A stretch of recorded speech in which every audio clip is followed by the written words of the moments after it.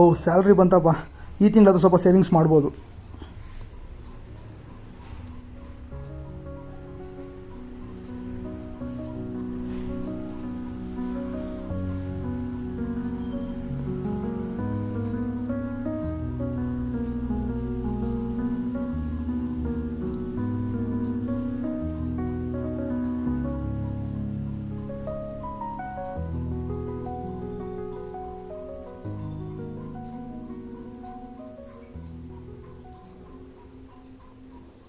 ಓಹ್, already ಬಿಲ್ಗಳು ready ಇದಾವಾ?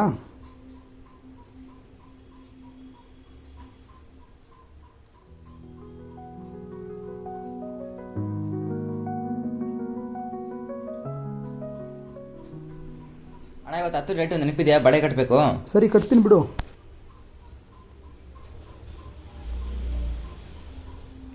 College ಬರೀ fees ಕಟ್ಟಬೇಕಂತೆ ಕೇಳ್ತಾ ಇದ್ರು. ಆಯ್ತಪ್ಪ, ಕಟ್ತೀನಿ. 10ನೇ ತಾರೀಕು ಬಂದರೆ ನಿಮ್ದೆಲ್ಲ ರೆಡಿ ಇರುತ್ತೆ.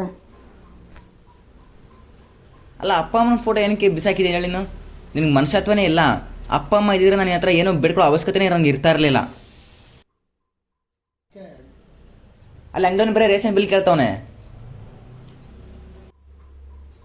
1 ತಿಂಗಳಾಯ್ತು ಕ್ಲಿಯರ್ ಮಾಡಿ. ಅಲ್ಲಿ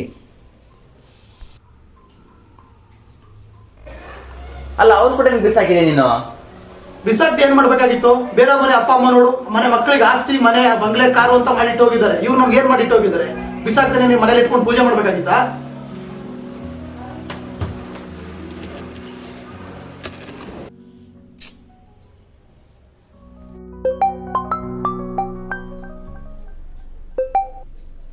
ಹಲೋ.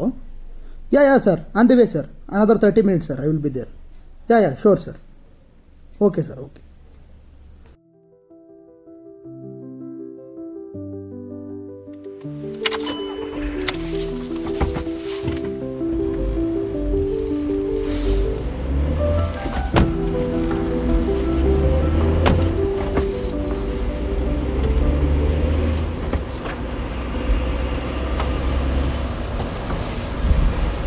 ಏನಾಯಿತು? ಯಾಕೆ ಹಿಂಗಿದ್ಯಾ? ನಿನ್ನೆ ಕೇಳ್ತಾ ಇರೋದು ಏನಾಯಿತು ಹೇಳು.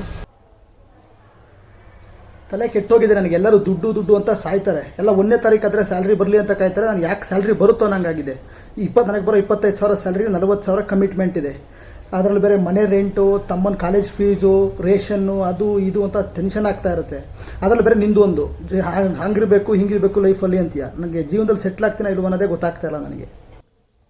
ಜೀವನನೇ ಸಾಕಾಗೋಗಿದೆ ನನಗೆ. ಇನ್ಮೇಲಿಂದ ನಿಂಗೆ ಆ ತಲೆನೋವು ಇರಲ್ಲ. ನಾನು ಏನು ಹೇಳಿ ಕನ್ವಿನ್ಸ್ ಮಾಡಲಿ ಮನೇಲಿ? ನಿಂಗೆ ಒಂದು ಮನೆ ನೋಡ್ಕೊಳ್ಳೋಕ್ಕೆ ಆಗಿಲ್ಲ, ಇನ್ನು ನಾನು ಹೇಗೆ ನೋಡ್ಕೋತೀಯಾ? ಹೇಗೆ ಕೇರ್ ಮಾಡ್ತೀಯಾ? ನಿನ್ನ ಫ್ಯೂಚರ್ ಮೇಲೆ ಹೋಪ್ಸೇ ಇಲ್ಲ ನನಗೆ. ನೆಕ್ಸ್ಟ್ ವೀಕ್ ನನ್ನ ಹುಡುಗ ನೋಡೋಕ್ಕೆ ಬರ್ತಾ ಇದ್ದಾರೆ. ನಾನು ಅವನ್ನೇ ಮದುವೆ ಮಾಡ್ಕೊಂಡು ಹೋಗ್ತೀನಿ. ಬಾಯ್. ನಿನ್ನ ಲೈಫ್ ನೀನು ನೋಡ್ಕೊ.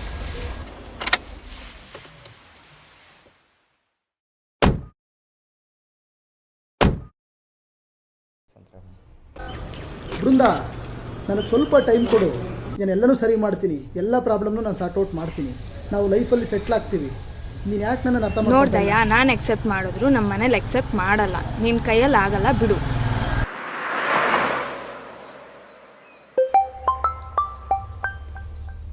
ಹಲೋ. ಹಾಂ, ದಯಾನೇ ಮಾತಾಡೋದು. ಹೇಳಿ. ಹಾಂ ಹೇಳಿ ಸರ್, ಹೇಳಿ.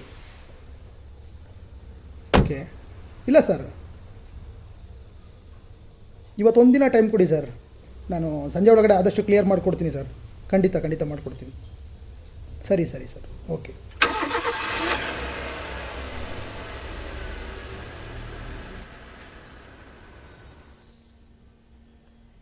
ಬ್ರೋ ಬನ್ನಿ, ಹೊಸ ಕ್ಲೈಂಟ್ ಬಂದಿದ್ದಾರಂತೆ. ಮ್ಯಾನೇಜರ್ ನಿಮಗೆ ಎಕ್ಸ್ಪ್ಲೇನ್ ಮಾಡೋಕ್ಕೆ ಹೇಳಿದ್ದಾರೆ. ಏನು ಕರ್ಮ ಗುರು. ಸರಿ, ಬರೋಕ್ಕೆ ಹೇಳು, ಮಾಡ್ತೀನಿ.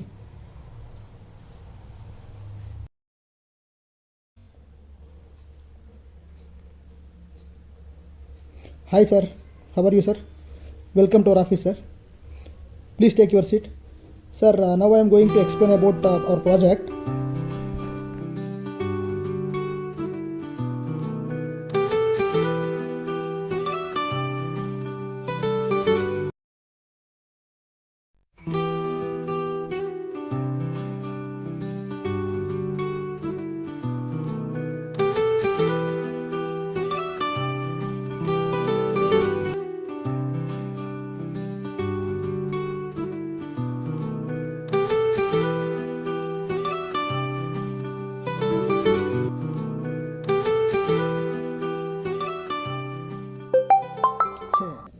ಕ್ರೆಡಿಟ್ ಕಾರ್ಡ್ ಒಂದು ಬೇರೆ ಫೋನ್ ಮಾಡ್ತಿದ್ದಾನೆ.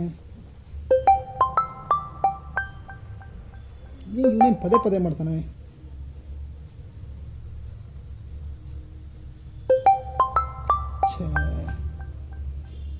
ಹಲೋ,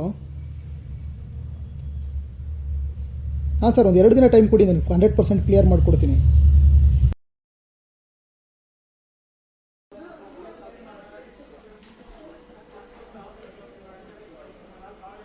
ಅಣ್ಣ ಒಂದು ಕಿಂಗ್ ಲೈಟ್ಸು ಮತ್ತು ಟೀ ಕೊಡಿ.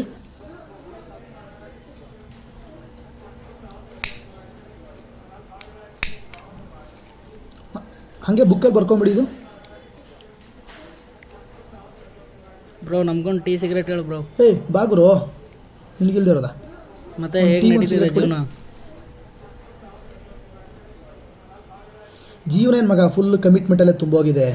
ಮನಸ್ಸಲ್ಲಿ ಇಷ್ಟೆಲ್ಲ ನಾವು ಇಟ್ಕೊಂಡು ಹೇಗೆ ಬ್ರೋ ಜೀವನ ಮಾಡ್ತಿದ್ದೀರಾ? ಜೀವನದಲ್ಲಿ ನಾನು ಅನ್ಕೊಂಡಾಗ ಒಂದು ಅರ್ಧ ಗಂಟೆ ಇರೋಕ್ಕಾಗಲಿಲ್ಲ, ಹಾಗಂತ ಜೀವನ ಪೂರ್ತಿ ಹತ್ಕೊಂಡು ಕೂತ್ಕೊಳ್ಳೋಕ್ಕಾಗತ್ತಾ?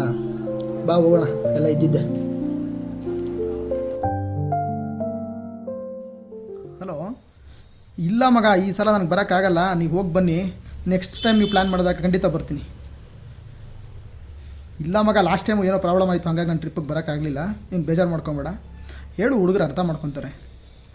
ಓಕೆ ಓಕೆ ಮಗ, ನೀವು ಎಂಜಾಯ್ ಮಾಡಿರಿ, ತೊಂದರೆ ಇಲ್ಲ. ಹಾಂ ಹಾಂ ಮಗ, ಓಕೆ, ಹಾಂ ಸರಿ ಸರಿ ಮಗ, ಓಕೆ. ಹಾಂ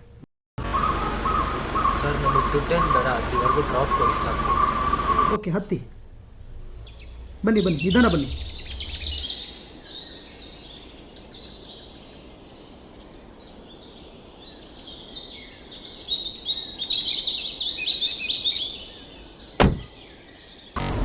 ಈ ಕಡೆ ಎಲ್ಲಿ ಹೋಗ್ತಿದ್ದೀರಾ ಸರ್? ನಾವು ಕುವೆಂಪು ಅವ್ರ ಮನೆಗೆ ಹೋಗ್ತಾ ಇದ್ದೀವಿ ಸರ್. ಹೌದಾ, ಏನಲ್ಲಿ? ಕುವೆಂಪು ಅವರು ಮೊದಲನೇ ಪುಟದಲ್ಲೇ ಹೇಳ್ಬಿಟ್ಟಿದ್ದಾರೆ, ಬದುಕಿಗೊಂದು ಗುರಿ ಅಂದರೆ ಬದುಕೋದು ಅಂತ. ಇಲ್ಲಿ ಯಾವುದು ಮುಖ್ಯ ಅಲ್ಲ, ಯಾವುದು ವೇಸ್ಟ್ ಅಲ್ಲ, ಯಾವುದು ಕನಿಷ್ಠ ಅಲ್ಲ, ಯಾವುದು ನಿಲ್ಲೋದು ಇಲ್ಲ, ಯಾವುದು ಮುಂದುವರಿಯೋದು ಇಲ್ಲ, ಹಂಗಂತೂ ಯಾವುದು ಗುರಿನೂ ಮುಟ್ಟಲ್ಲ. ಇಲ್ಲಿ ಎಲ್ಲದಕ್ಕೂ ಒಂದು ಅರ್ಥ ಇದೆ, ಆದರೂ ಯಾವುದೂ ಅರ್ಥ ಇಲ್ಲ. ಆದರೂ ಎಲ್ಲದಕ್ಕೂ ಒಂದು ನಿಶ್ಚಿತವಾದ ಇದಂತ ಇದೆ. ಇಲ್ಲಿ ಅವಸರ ಕೂಡ ಸಾವಧಾನದ ಬೆನ್ನತ್ತಿದೆ ಸರ್. ನಿಮ್ಮ ಮಾತಲ್ಲಿ ತುಂಬ ಅರ್ಥ ಇದೆ ಸರ್. ನಿಮ್ಮ ಅಪ್ಪ ಅಮ್ಮ ಏನು ಮಾಡ್ತಿದ್ದಾರೆ? ಸರ್, ಇವರೇ ನಮ್ಮ ಅಪ್ಪ ಅಮ್ಮ ಅಣ್ಣ ಅಕ್ಕ ಎಲ್ಲ ಸರ್.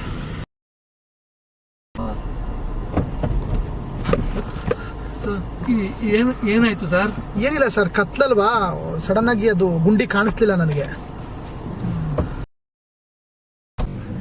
ಸರ್, ಒಂದು ಕ್ಷಣ ಕತ್ತಲಾಗಿದ್ದಕ್ಕೆ ಹಿಂಗೆ ಹೇಳ್ತಿರಲ್ಲ, ನಾವು ಹುಟ್ಟಾಗಿಂದ ಕತ್ತಲಲ್ಲಿದ್ದೀವಲ್ವಾ ಸರ್. ಬಂತು ನೋಡಿ, ನೀವು ಹೇಳಿಷ್ಟು ಜಾಗ ಇಲ್ಲೇ ಸೈಡಲ್ಲಿ ನಿಲ್ಲಿಸಿ ಸರ್. ಹುಷಾರಾಗಿದ್ದೀವಿ ಸರ್.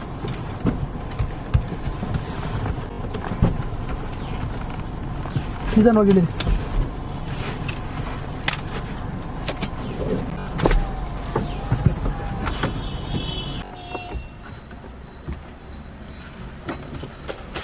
ಸರ್, ಇದು ನನ್ನ ಕಡೆಯಿಂದ ಸ್ವಲ್ಪ ನಿಮ್ಮ ಖರ್ಚಿಗಾಗುತ್ತೆ, ಇಟ್ಕೊಳ್ಳಿ. ಸರ್ ದಯವಿಟ್ಟು ಬೇಡ, ನೀವು ಇಷ್ಟು ಮಾಡಿದ್ರೆ ನನಗೆ ತುಂಬ ಖುಷಿ ಇದೆ. Thank you sir. ಒಂದು ಮಾತು ಹೇಳ್ಬೋದಾ? ಹೇಳಿ ಹೇಳಿ ಸರ್. ಸರ್, ಕೆಲವರು ದಾರಿನ ನಂಬ್ಕೊಂಡು ಹೋಗ್ತಾರೆ, ಇನ್ನು ಕೆಲವರು ದಾರಿನ ಮಾಡ್ಕೊಂಡು ಹೋಗ್ತಾರೆ.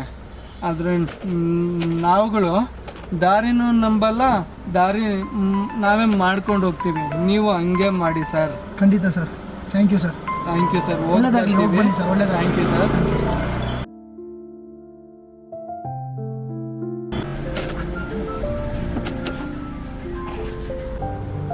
ಶಟ್, ಐಟಮ್ ತರದೇ ಮರ್ತೋದ್ನಲ್ಲ.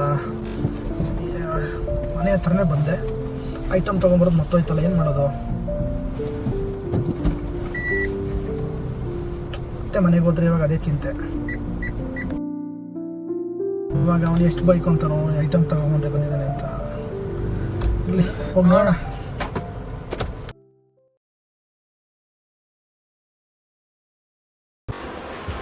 ಯಾಕಣ್ಣ ಇಷ್ಟು ಲೇಟು? ಇವತ್ತು ಆಫೀಸಲ್ಲಿ ಸ್ವಲ್ಪ ಕೆಲಸ ಇತ್ತು, ಯಾರೋ ಕ್ಲೈಂಟ್ ಬಂದರು, ಲೇಟಾಗಿ ಹೋಯ್ತಲ್ಲೇ. ನೀನು ಬೆಳಿಗ್ಗೆ ಲಿಸ್ಟ್ ಕೊಟ್ಟಿದ್ದೆ ಅಲ್ವಾ, ಐಟಮ್ಸು ತರೋಕ್ಕಾಗಿಲ್ಲ, ನಾಳೆ ತರ್ತೀನಿ ಬಿಡು. ಅಯ್ಯೋ ಅಣ್ಣ, ನಮಗಿನ ಅಷ್ಟು ಕಷ್ಟನೇ ದೇವ್ರು ಕೊಟ್ಟಿಲ್ಲ. ಒಂದು ಹೊತ್ತು ಊಟ ಬಿಟ್ಟರೆ ನಮಗೇನೂ ಆಗಲ್ಲ. ನೀನು ಯಾವತ್ತು ಕುಸ್ಕುಸಾಗಿರೋಣ ಅಷ್ಟೇ ಸಾಕು. ನೀನು ಕುಸ್ಕುಸಾಗಿದ್ರೆ ನನ್ನ ಕುಸ್ಕುಸಾಗಿರೋಕ್ಕಾಗೋದು. ಊಟ